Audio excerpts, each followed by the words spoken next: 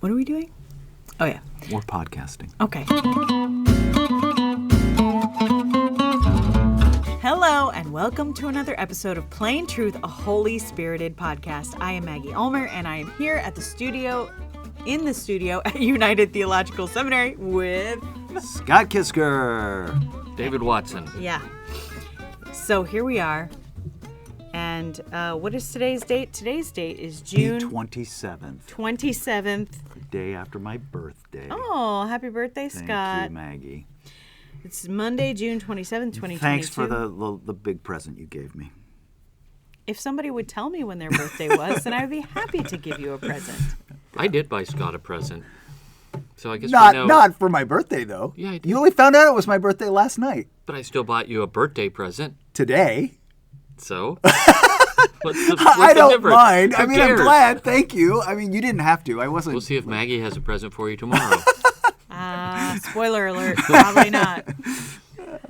But not because I don't love you, Scott. No, just because. of course not. Because Yeah. you don't love me that much. I mean, it's kind of awkward to start doing something you've never done, and I've known you for how many years? I don't buy you a birthday present, do I? Well, you should. And I actually know when yours is because it's the same as my daughter Susanna's, so All right. I don't have an I excuse. was also born on the same day as Pat Buchanan. Obviously, you Pat guys, Buchanan. this is why we're And I having was the born on the podcast same today, so we day can talk about as- these things, because nothing else is going on in the world. Yeah, right. Remember when Pat Buchanan was on Crossfire? No. None of us were alive then. Scott definitely was. All right. So Okay. far, what we've covered is it's Scott's birthday, and David and Scott are both really old. And I give And when I was in terrible high birthday school, presents. I used to watch Crossfire every time it came on. This explains a lot. All right. Well, it's June 27th, and last week, we just started this off with a bang. Billy Davis Jr. and I share a birthday. Are you ready? Are you gonna behave now? Peter Lorre. I can tell Peter already. Lorre? Yeah. The actor? Yeah. Oh, wow. He was cool. He was he's cool. in a lot of these like film noirs. Yeah. I can't do his accent, but Okay, we are avoiding talking We are avoiding about a the bit, things right, that 'cause- we're supposed This to is going to talk be about. one of those episodes where I get angry emails about how we didn't take some stuff seriously. all right. We do need to take this. I mean, the whole point is that a whole bunch of Supreme Court rulings have come down lately that have major impact in terms of religious freedom, in terms of, how democracy gets exercised in this country, all that stuff. Yeah. Not to, and So let's one of them came down just today. Yeah. Let's least talk, one of them. Let's talk about the big one. The overturning of Roe versus Wade. That's correct. Okay. All right. Well, Seems to have elicited some strong emotions in people. Yeah. And I understand. I mean, I'm intimidated by those emotions. So, like yesterday in church, one of our parishioners gave thanks for that, oh boy. for the overturning of Roe versus Wade. Yeah. And I was like, yeah.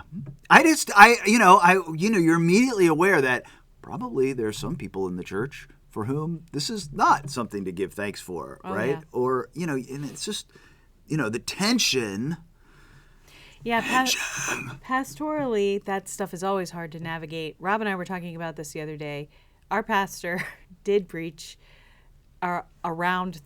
he did discuss the subject in the sermon, and in my opinion, did a very good job, handled it very sensitively. I know that there were some people who did not agree, and there were lots of people who did agree. So, but yeah, I mean, this definitely would have I been. didn't touch it in the sermon. Yeah, I don't blame you. It would have been a hard one too.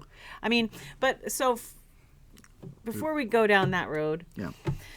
the Supreme Court decision known as Roe versus Wade essentially decided what, if somebody wants to encapsulate or to summarize. I mean, it basically made abortion on demand legal throughout the United States. yes, it was an attempt to end the various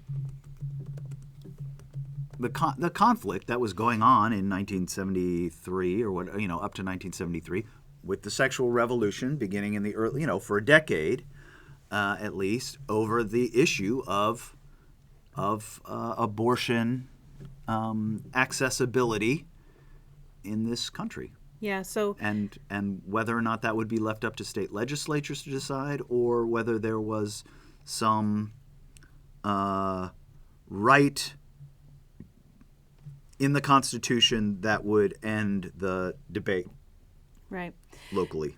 So, and the way that this became couched culturally, and even if I have mixed feelings about this, but I feel like it's important to say, to name what the sort of the narrative is. The way it gets talked about culturally is that this law is about protecting. It's not a law. No, okay, thank you. Yeah, It's not a law. Right. But is the way that this gets couched is that this protects a woman's right to make a decision about a personal decision about whether or not she can have an abortion. That's the narrative. Right. That's the narrative from the left. Yeah. Yeah. And I mean, I would say it's broadly, that's what I always heard. Well, and that's not untrue, right? It's because just not entirely true, because what this does, but what striking down Roe versus Wade means is simply that the laws go to the states now. Oh, right. yes. But, I'm not saying. I'm just saying. as an individual woman living in X state, Roe versus Wade meant that my state could not make any legislation that would restrict my right to abort my child, my baby, my fetus, whatever. To end pregnancy. To end a pregnancy. Right. As a pregnant person. Oh, gosh. Had to go there. So, well, it's nice to hear that women are back in the news now. Yeah, exactly. Well, being a woman is a thing again. I mean, can I just tell you, like... Although, I did see, I shouldn't have watched, like, crazy TikTok people, but I did see... Why did you do that? I know. You knew how to get on TikTok. I don't know. It wasn't on TikTok. It was on like YouTube. But whatever. This person was just upset that precisely that women were getting too much attention and reminding us that men can have babies too. No, you can't. I'm just telling you what this TikTok person was saying. Okay, before we go any farther, there's just one thing I want to say. My personal desire in life is not to hurt people. However, there are some things with which I strongly disagree. And wait. There's just no way that we're going to talk about these things without me saying something. I'm talking to the listeners, not you two. I don't care what you two think. But we know. I'm questioning the idea that you don't like to hurt people. I don't like to hurt people. Didn't you just say before you want to, drink less and punch less, hit less? I was just talking about a book that makes me angry. Okay. But this feels like theater of the absurd. Like, there are real things that are problems that need to be addressed. And there are legitimate concerns to have. Like, there is some weird rhetoric coming out of the right side about like just all out bans on all kinds of abortion. I don't agree with that. There are instances in which I believe that there might be more psychological damage done to an individual, like in the cases of incest and rape, to carry a birth to term. Now, I'm not saying that they can't. I'm not saying that they absolutely shouldn't. I'm just saying that might be a thing to think about. It is what is called a morally relevant circumstance. Yes. So I think that, we need to clarify to the listeners that all three of us are generally pro-life Christians. That's right? 100% correct. We are pro-life Christians, and we just want to go on record there with that. And, me personally, I have preached twice at the United Methodist Life Watch service in Washington, D.C. That is associated with the March for Life. I've been to the March for Life 3 times. And so, I have not been, secretive about what my positions are on this. But the problem with a lot of this rhetoric is that it is so it's everyone is arguing right now with just blunt instruments. Oh, yeah. Right, and issues, for example, like you're talking about, like the case of the life of the mother, or rape or pregnancies, incest, these kinds of things. They do complexify the debate, and we need to be clear that they do complexify the debate. Yeah. And Which is why you have a democratic process. Instead of using a blunt instrument, you actually have people who vote for representatives who reflect their views, and those representatives then have to come up with legislation that will be a compromise. Yeah. Right. And I think that is how it works in an ideal situation. I think it is a little naive to think that it always works out according to the ideal. Yeah, That's all. That's true.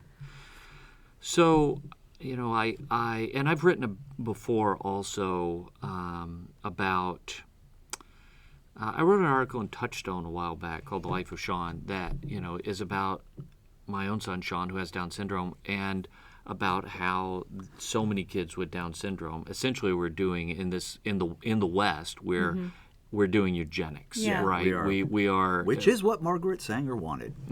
we are eliminating a people group from the population through prenatal testing and abortion, and so I have some very strong feelings about that. But I've tried to express them at least in reasonable ways. Haven't they basically eliminated Down syndrome in in Denmark Iceland or Iceland, Iceland? and it's probably very close. Denmark too. It's very low percentage. Yeah, and so it is eugenic. No one wants to talk about that, of course. Because we think that we're very progressive and advanced these days, and things We like this, diversity, but not that kind. right. Yeah. And so it's it really is just a stain on our culture that we allow this kind of thing to happen. But nevertheless, we do. So I don't want to equivocate on where we are on the matter, and at the same time, I want to acknowledge the sensitivity and complexity with which we need to approach these kinds of issues, and our best minds in the church need to be thinking about how we adjudicate these kinds of matters. Yeah. The problem with everyone wants to talk about how great it is to have a big tent church, okay? But the problem with the Big Tent Church is that you cannot speak as a church on this kind of matter and the United Methodist Church is a great example of that. Yeah. And recently Bishop Bickerton put out a letter, and the United Methodist News Service said that this was on behalf of the Council of Bishops. I can't imagine that all the bishops would sign this letter because it was not recognizable to me as a Christian response to the matter of abortion. Well, there was, this is... And yet, a current bishop issued it. The president of the Council of Bishops. Well, there was on Twitter, now, this is on Twitter. This is not like, it's Twitter. Yeah. But Chris Ritter on Twitter basically said, a UMC bishop told me this morning that the Council of Bishops was not consulted on the official statement on the Dobbs decision. It is signed by Bishop Bickerton alone, but then the press release reads as a group statement. And then he says, what gives? What's the deal about that? Yeah. It is a good question. I would like to know how many bishops knew about this statement and how and whether or not it does speak for the whole council. What does the statement say? Not being on the media, I missed some things. So I'll read the statement. Roe versus Wade statement from Council of Bishops. That's what it's called. Dear friends and colleagues, the great diversity which makes up the people called United Methodist often leads to different perspectives and viewpoints. The preamble of our social principles acknowledges that clear reality when it states the social principles are a call to all members of the United Methodist Church to a prayerful, studied dialogue of faith and practice. However, even in the midst of differing opinions, our social principles consistently offer words about the sacred worth of all people and the role the Church plays for nurturing human beings into the fullness of their humanity, even in the midst of complex issues and difficult days. The decision by the Supreme Court of the United States to overturn Roe v. Wade represents one of those complex issues and difficult days. The issuance of this ruling has denied the sacred worth of women who face, quote, the tragic conflicts of life with life that may justify abortion, end quote. Hold on, Scott, don't start talking yet. The historic decision serves to create a further divide between persons of privilege who have the means to seek necessary health care and those who lack this privilege due to their current economic condition, their disproportionately affected lives, or the color of their skin. As our Commission on the Status and Role of Women has stated, this decision creates, quote, greater gender, racial, and economic injustice for all Americans. It draws deeper lines between those who have means and those who do not. It creates geographical disparities that erase equal access to opportunity to health care, end quote.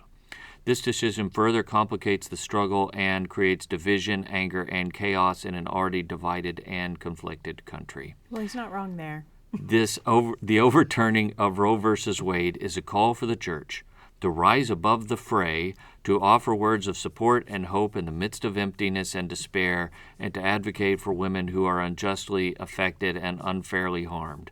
The gospel we proclaim calls us to extend grace, love, sound advice, and an open heart for those who find themselves in the midst of confusion and despair.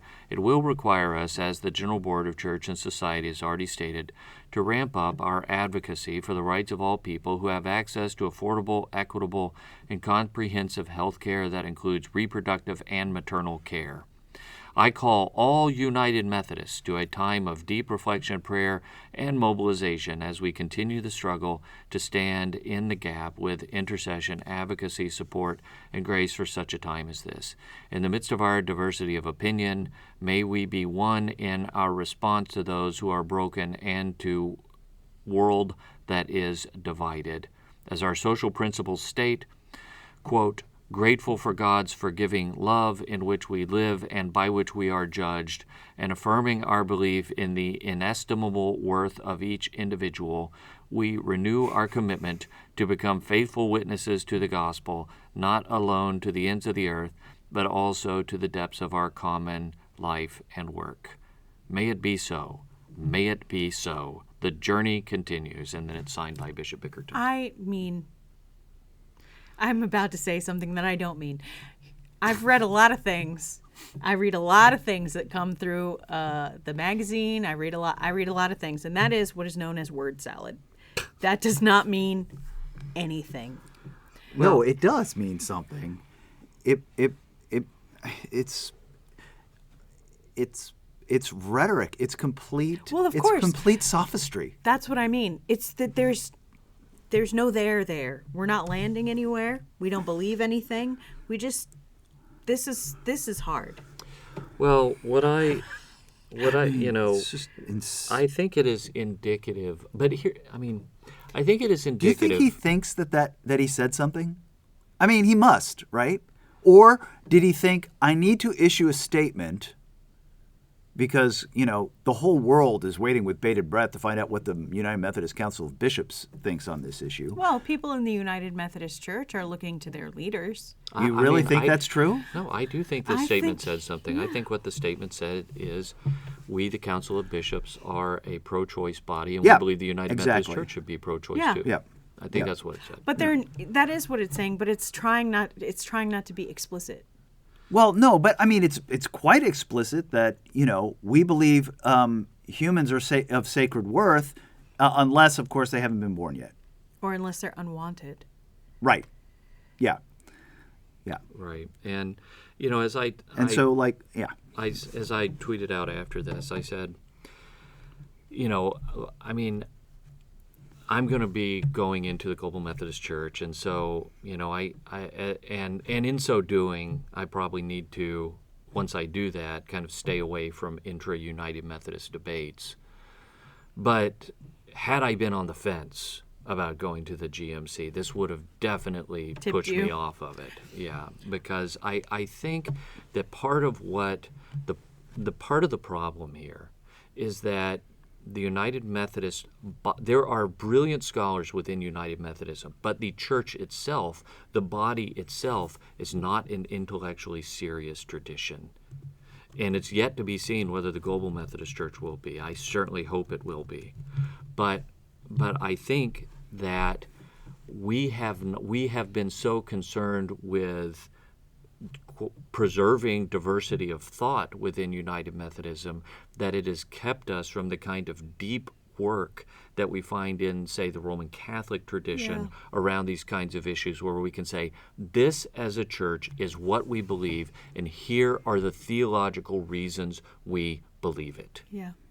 And that's what we don't have. And until we have something like that, until a tradition has something like that, the tradition cannot be taken seriously when it speaks to matters like abortion or whatever the issue of the What day is a may human be. being? Yeah. Well, right. and it seems like the bishop just contradicted the social principles. How so? Well, the social principles read, the social principles are also like an attempt to sort of, say relatively little or cover, big tent, but it does say our belief in the sanctity of unborn human life. Sanctity. Right. Holiness of unborn human life makes us reluctant to approve abortion. But we are equally bound to respect the sacredness of the life and well-being of the mother and the unborn child. What does this mean? So, but I'm just saying, you have made a statement that this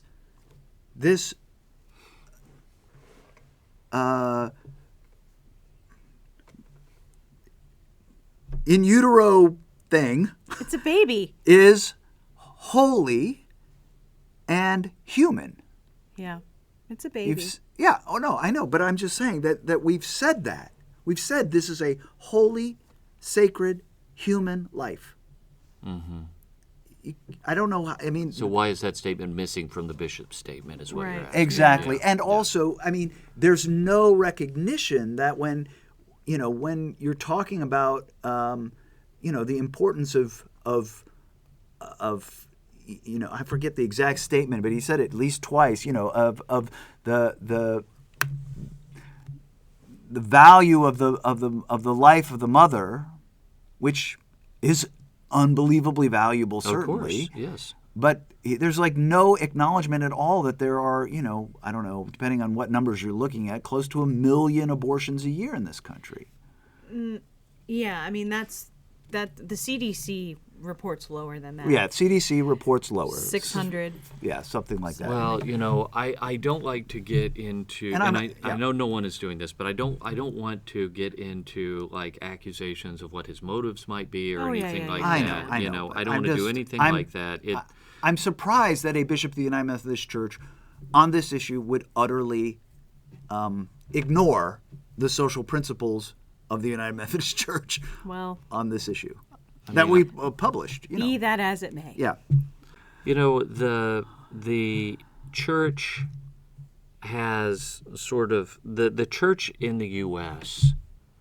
has been able to coast for a long time. Yeah. And that's because we lived in a culture that had so many Christians in it. I'll put it that way. But we can't coast anymore, and we've really got to do the deep intellectual work on these issues and create a body of teaching for our churches that says where we are and why we're there on these kinds of issues. Mm-hmm. So, for example, the question, what is a human? I don't think mainline Protestant traditions or many evangelical traditions are answering that question. They're sort of taking it for granted that they know what it is, or they're kicking around scripture verses or something like that. That's actually an exceedingly complex question. And the fact that we can't answer it puts us in a kind of a conceptual threat as a people. So we have to be able to answer these kinds of questions. And there are a whole raft of issues that are related to this, like Maggie told me about an email we got from a listener. I don't want to say who it is, but this is a reasonable person, mm-hmm. right? He is I think more in the centrist camp, and he is I've had good dialogue with this person in the past. He's the kind of person you can have a conversation with. He's intelligent and these kinds of things. But he said, in the one we did after the shooting, in the podcast Buffalo. we did after the Buffalo shooting. Yeah. So just to be clear, we did that before the Uvalde shooting. Yeah, And so we didn't know about the Uvalde shooting when he did it. But he said, look, you guys talked a lot about a lot of issues, and you didn't talk at all about gun control. Okay, and so I think that's a fair criticism Yes, of our podcast. We at least have to touch on those kinds of issues, and so we receive that. Although gun control is not the only relevant issue in these kinds of conversations, it is a relevant issue, Yeah. and so I think that's fair. But as churches, we can't really speak as a church on these kinds of issues until we have our theology squared away about things like the use of violence and the nature of human life and pacifism, or when violence is appropriate, or something like that. When, if ever, is it appropriate to kill another person, theologically speaking? Yeah. And so the churches, because we have been intellectually lazy about these kinds of issues, or because we have wanted to hold our big tent together, we have abdicated our role of speaking into these kinds of issues. Now, I don't mean the Catholic Church, because for whatever problems it may have, the Catholic Church does have a very well-defined and sophisticated body of teaching on these kinds of issues, Yeah. especially on the nature of human life. And so I commend the Catholic Church in that regard, and I just hope that moving forward, Protestants will become more intentional about getting their theologians together and doing this kind of work. Yeah. Why else do we need theologians if not to do this kind of work? Agreed. Whoa. You guys mark that down on your calendar. I agree. With you. I certainly would volunteer myself to do this kind of work for the church if it were going to be incorporated into teaching documents that we can use in our congregations. But just to have a few sentences in social principles it's or in the not Book of enough. Resolutions, It's not enough. it's not sufficient. It's utterly insufficient. So this has been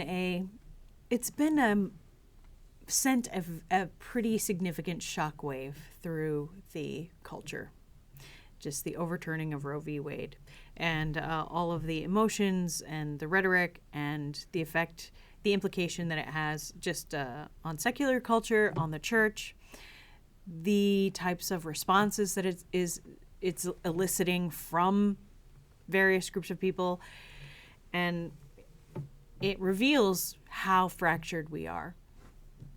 And it's just Well, and the problem is because of what David said, there's no sort of serious theological teaching on any of these issues, that people revert to sort of bumper sticker sloganism, yeah. which has no depth whatsoever, and they just hurl those things back at each other. Yeah. Well, Back but and forth. I do want to say United Methodist scholars have done good work on this stuff, Yeah. as have scholars in other traditions, right? I mean, one of the greatest ethicists of the 20th century, whether you agree with him or not, Stanley Hauerwas, I mean, he has done work on these kinds of Yeah. issues. And before he died, Billy Abraham was writing, for example, a theological defense of the United States. And so these are the kinds of things that we need to be able to have in-depth conversations about, and to be able to, we need to be able to produce these kinds of position papers within our denominations, and not be afraid that people are going to walk out the door because they don't agree with us. If they don't agree with us and they walk out the door, then so be it. Yeah. Yeah. That's okay. That's okay. You have to stand for something. Yeah. Well, I mean, I think that you're right, that there has to be a conviction, a foundation of conviction that is based in something substantial that we stand upon.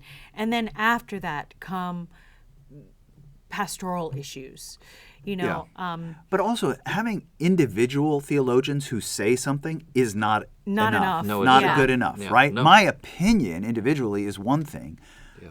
my opinion that is modified and shared with a number of other people who also have deep insights into the tradition and scriptures, that actually holds value, right? And if it's adopted by the church as a statement, is a teachable, sure. Stanley Hauerwas has an opinion. Good. And then you just end up, everybody has an opinion, right? Yeah.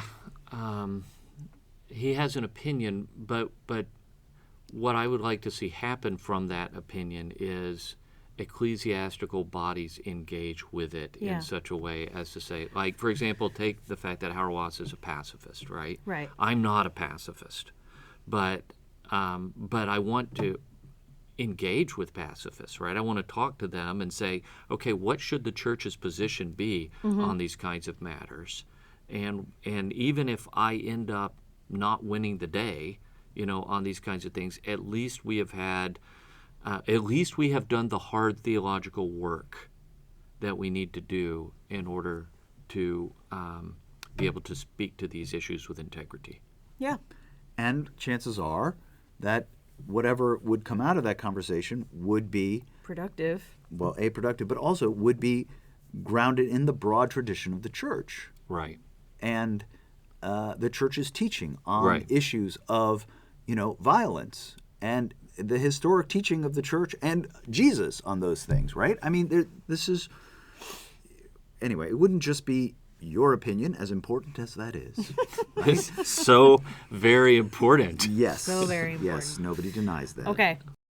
This issue is, even though I am a pro-life Christian, one of the things that's important to me about this issue is this one aspect of the narrative that I feel like is addressed, but it's often addressed like very gingerly in evangelical circles, and that is just the role that men play in reproduction, which is in fact necessary, regardless of what people may think about men or women and how that works. Maggie, you're just old-fashioned. I am old-fashioned, I guess, in that way. That is so 2020. Well, the thing is, boys and girls, is that that's very binary of you. I know, but the thing is that when I had my unplanned pregnancy, that's how it worked. Really? Yeah, it wasn't 2 boys and it wasn't 2 girls, and it wasn't. You know what I'm saying? It's like you can't have a matched set. That's far as I know. That's how the biology works. Okay. So I don't know if you're going to leave any of that in. No. I mean, we do live in a new postmodern age, so maybe that doesn't apply anymore. Maybe it doesn't. I know that we're joking, but my intention really is not to be glib. But the thing is that one of the things that often gets overlooked is like, hey, it's more than just women going out and having unprotected or irresponsible sexual interactions with people. Men do it too. But the burden of reproductive care and birth control is almost entirely on the woman. Now, some of that is because if you get pregnant, the baby grows in your body. And then after that, it's very hard for men to have opinions about what happens after that. Now, I don't think that that's right. But well, there is some type of, I don't know if it's legislation that's been proposed yet or whatever, but I've seen it floating around on Twitter,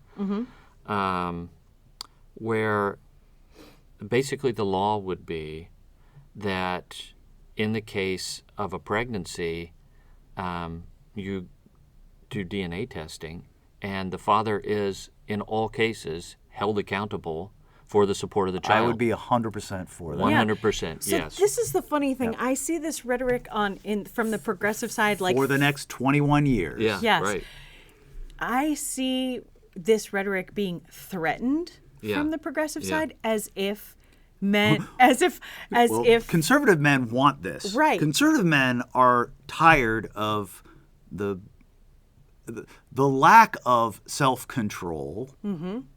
And well, it's certainly that coming is back to bite people. infantilizing masculinity in this country, and the lack of responsibility and the lack of self-control. That is allowing and men to be infantilized way too long. Yeah, would be in favor of that also.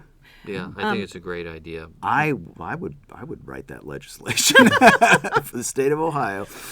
But I do think that there are. I mean, I was interviewed about the end of Roe versus Wade for United Methodist News Service. They only used one sentence of what I said. No way. But no, I mean, it's fine. It's fine. I'm not criticizing the person who wrote it or anything like that.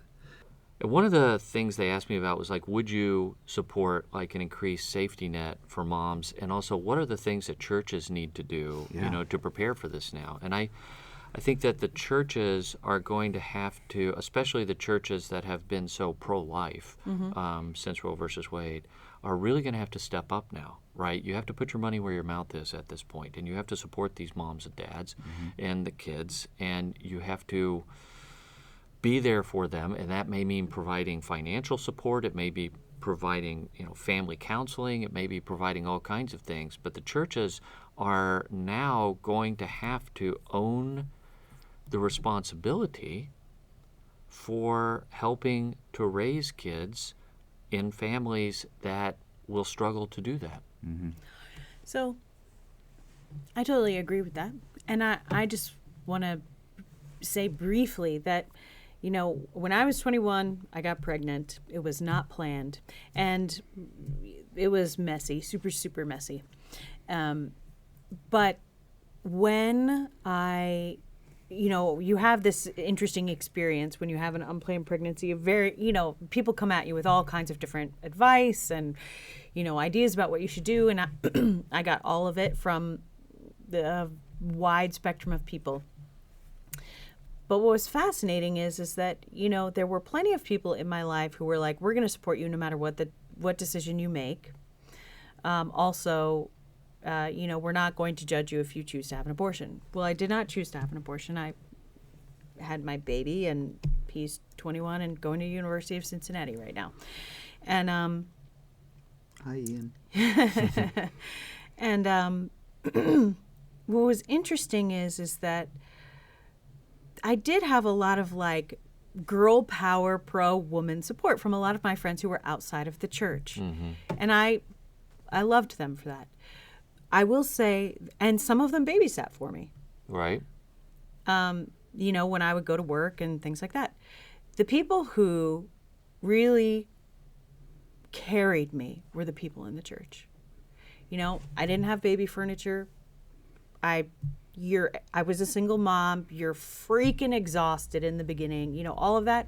Meals, furniture, baby clothes, cleaning my house, doing my laundry, all of the most vulnerable, sort of humiliatingly weak things was the people of the church. And I had been away for a long time from the church. And they didn't judge me. They never questioned whether or not I was going to come back. They just showed up. And, the church gets a lot of things wrong, but we are very good at taking care of people sometimes. And I think obviously we can be better, but they got it right. Yeah. For me. That's a great testimony. Yeah. So. Well, we're entering into a really different era, I think. Mm-hmm. And it's a different era for the church. It's a different era for the secular world. And yep. The church is going to have to step up its game. 100%. Both with regard to the intellectual work around these kinds of issues, but also the kind of pastoral and community support that's going to be needed now for moms, dads, and kids. Mm-hmm. The hard thing about this is that it is impossible to view this topic from a purely objective standpoint. It's just not possible. Because we know people who have made both decisions. That's correct. Yep. And the impact that those decisions have had on their lives. And it's not as though one decision to have a child impacts your life, whereas terminating a child does not impact your life. Yeah. They both impact your life for the long term, both Oh. choices. Yeah. So Yeah. And one thing I do feel like our culture is anti-family. no way. Yeah. But that being said, being a biological parent is not the pinnacle of existence. You know, human beings were made to worship God. And there are people who can't have children, men and women who cannot participate biologically in the reproductive process. And that does not mean they're less human Right. and or less valuable, or that they don't have gifts to give as a parent in some way, shape, or form. And that they won't also be there in eternity with the rest of us 100%. worshiping, and where none of us will be married Yeah. or given in marriage anymore. Or be, necessarily parents. You Right, know? right. There will be one parent. I mean, it's like when my so obviously I serve communion when we have communion at church, and at least and I address those who come forward as Sister X or Brother X, and when Roberta comes forward, it's Sister Roberta. Yeah. And when Tabitha comes forward, it's Sister Tabitha, Brother Isaac. These are my children. They're not in that context. They are not my children Right. anymore. They belong to God. They are God's, and we are fellow brethren in Christ. Yeah.